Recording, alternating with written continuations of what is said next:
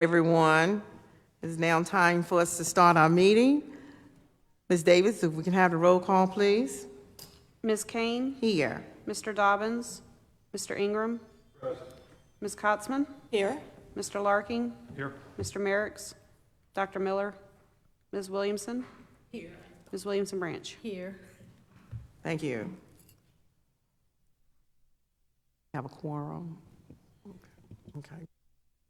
Are there any deletions or additions to the meeting from the minutes from July 25th?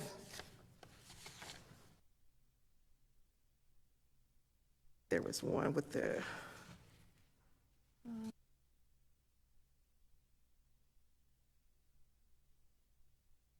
on the adjournment. It was stated, Ms. Kane stated that the next meeting is scheduled for August the 24th. That should be the 22nd. Thank you. Any other adjustments or deletions? Hearing none, roll call, please. Ms. Kane? Yes. Ms. Kotzman? Yes. Mr. Larking? Yes. Ms. Williamson? Yes. Ms. Williamson Branch? Thank you. Now we'll have the review of the financial statements. Mr. Atkins. Good afternoon, everyone. Ms. Holly had to step away unexpectedly this afternoon, so if I appear unprepared, I am not prepared. I'll do my best to convey the notes that she made for this meeting today. We are reviewing the June statements. This is the completion of fiscal year 22. However, these are preliminary statements. As you can imagine, we have quite a few adjusting entries and reports that we wait on from third parties to close the books for the fiscal year. So the only thing I know for certain is these amounts will change some, but they certainly give us an indication of how the fiscal year ended. On page 12, we'll start with the wastewater fund, as we usually do. You'll see the wastewater fund reports operating revenue of $8.9 million. That is slightly ahead of our budget at just under 101%.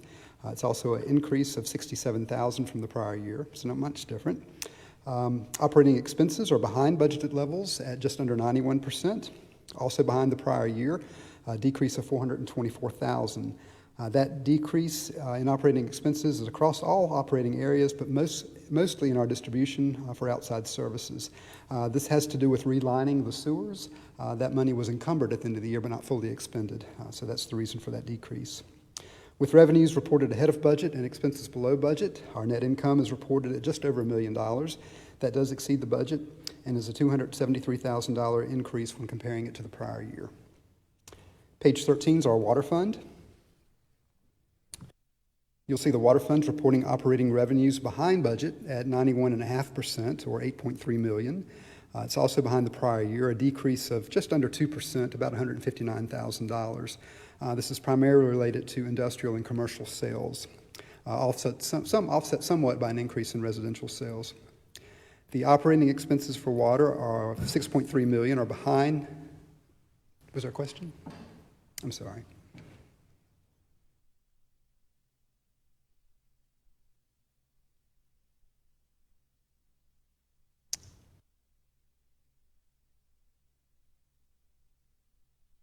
You'll see that the operating expenses of 6.3 are behind budgeted levels at 94%. They are decreased slightly, just $35,000 from the prior year. This is mostly just administrative expenses that are down.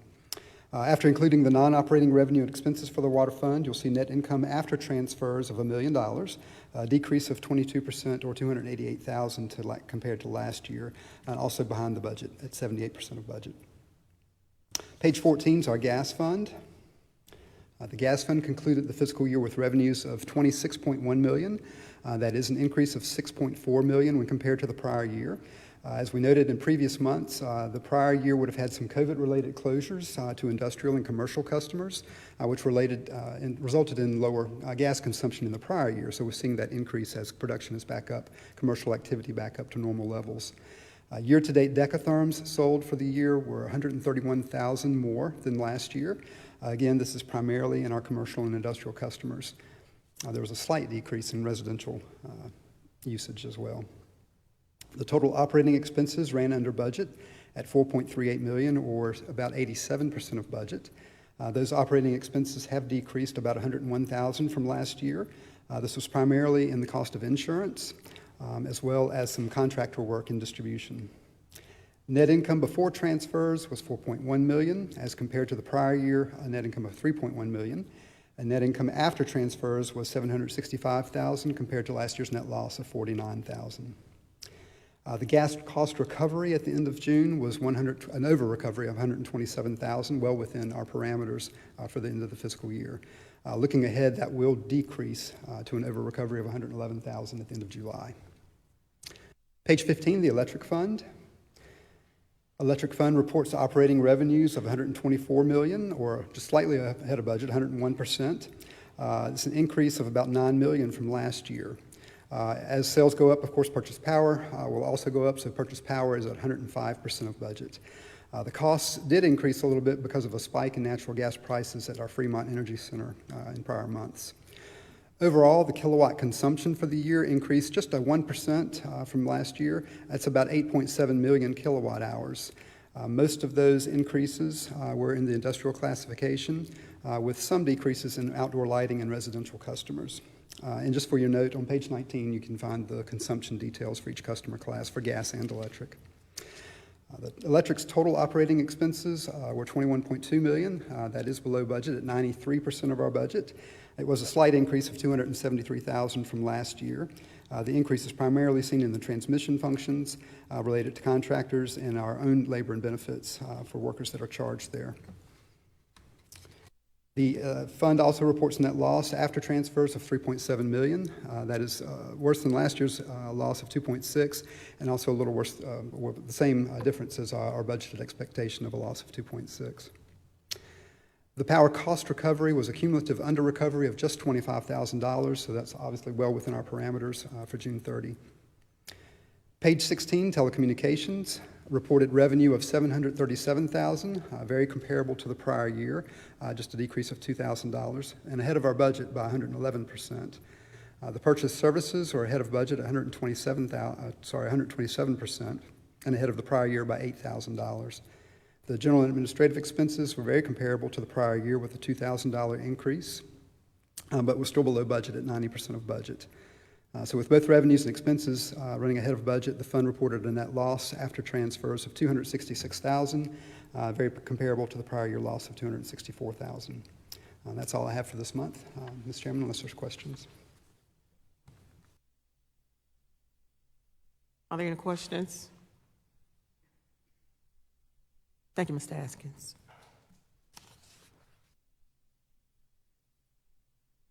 Right?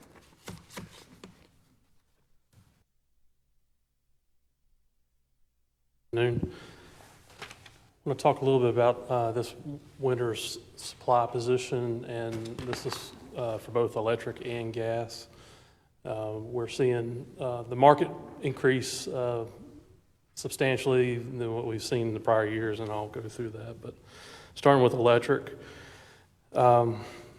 this year and really moving into 23, calendar year 23, on the electric side, we're, for the most part, our resources allocate about 90% of our needs. We have about 11% that we're on the market for. Certainly during higher volume months, during January and July and August, we're on the market more, subject to market pricing more than we are in other months during the spring and fall. Moving into 24, we're with new economic growth with some industrial customers. Our market position increases, obviously, as we acquire more load. Our market exposure grows about 6% to approximately 17.6%, and which lends me to the AMP solar project that was approved last month by the Utility Commission. Is going to that was approved by the City Council earlier this month as well.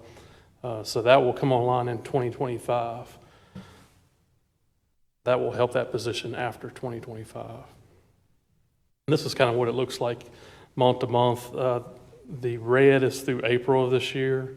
So our load trend is very much following what prior years have indicated. The yellow is what 2024 looks to be. So there's about a 10% growth there compared to prior years. So I mentioned our resources. About 90% of our electric supply is already allocated through different projects. Prairie State is a coal plant, Fremont Gas. We have a substantial amount of the gas hedged, so we're not completely on the market for natural gas as far as power generation at Fremont. Our AMP hydro projects are doing very well, producing above expectations, so they're producing a lot of energy. Melt-All Green Up are also Ohio River AMP projects, hydro projects. SEPA is Philpott and Carr Reservoir here in Virginia, so we get a little bit of power from those two hydro projects.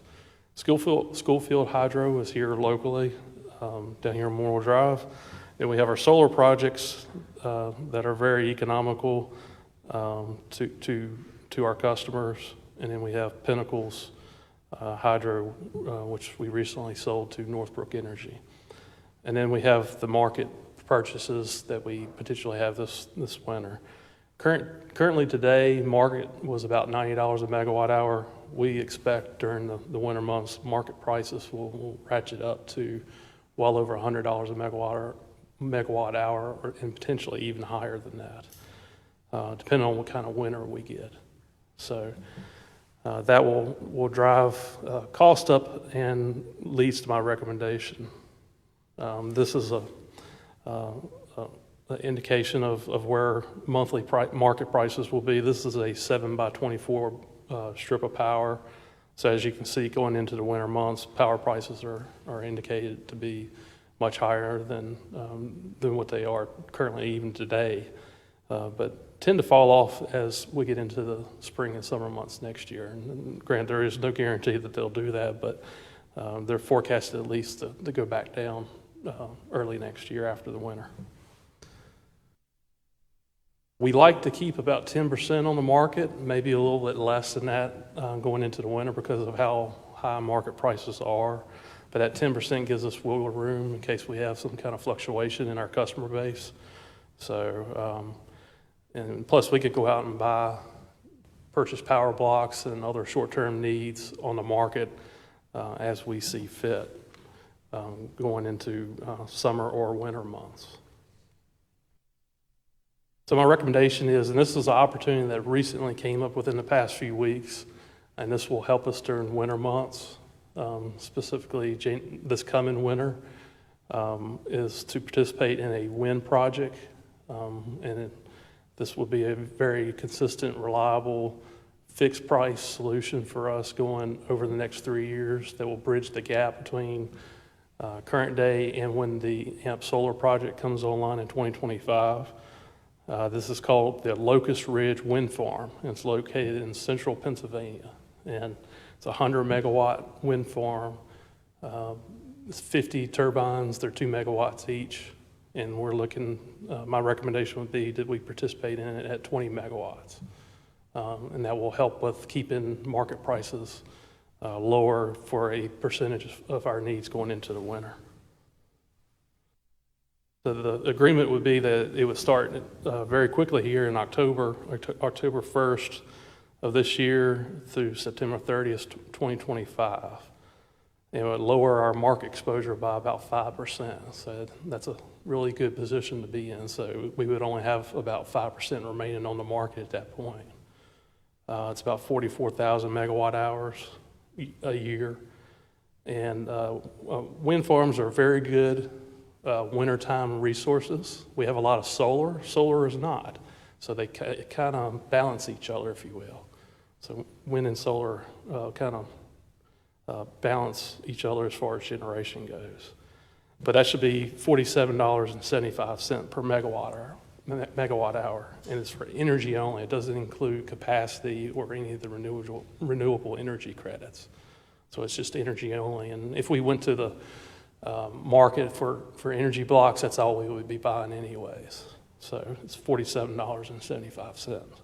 But the graph at the bottom, you can kind of see the generation by month. As you can see, in the summer months, it dips down quite substantially. And in the winter months, it really bumps up to what we're looking for. Questions on the wind project before I jump into natural gas.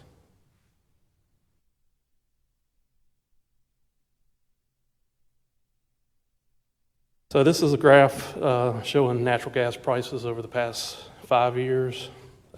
We had a big dip back in the very early stages of COVID, but natural gas prices are at some of its highest points over the past 25 years. Actually, natural gas prices today got over $10 for the first time since 2008. So there really some price spikes due to more renewables in the electric generation fleets, coal being retired, and then plus what's going on in Europe is driving up the natural gas prices.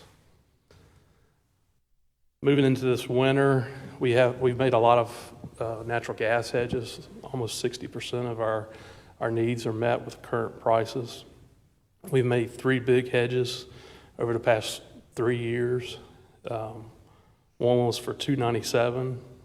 These are at different volumes, but one was for $2.97 per decatherm, and then we made a second hedge later on for $4.17, and then we made another hedge back here recently within the past 2 or 3 months for $6.40. So if you blend those together, we're about $4.70 going into the winter with that 60% that we have purchased.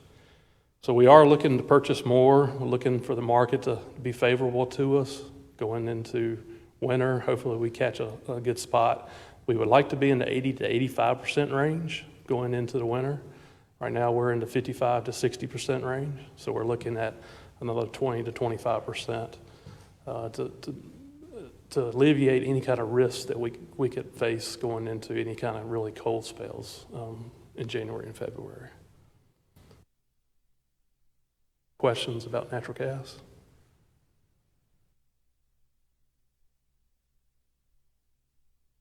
So I have 2 recommendations today. One is to participate in this 3-year, 20-megawatt purchase power agreement for the Locust Ridge wind farm. That will help control winter prices going forward. And the second would be to purchase up to 20% of our November through March gas at $6.50 or less. So. All right, there's a motion on the floor. Would someone like to read that, please? I'll read the motion. I move that the Danville Utility Commission recommend to City Council approving a 3-year purchase power agreement with American Municipal Power for 20 megawatts of wind energy at $47.75 per megawatt hour starting October 1st, 2022. Can I get a second? Second. Ms. Davis, roll, please. Ms. Kane? Yes. Ms. Kotzman? Yes. Mr. Larkin? Yes. Ms. Williamson?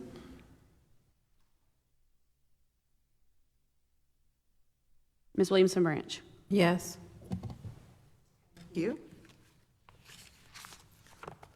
All right, now we're down to communication. City Manager.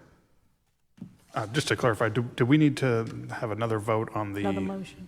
gas or just the wind? wind? Okay. Just the wind project, the gas. Did we have one? Okay, sorry about that. I wasn't sure either, so Go ahead. I have nothing this afternoon. Thank you. Thank you.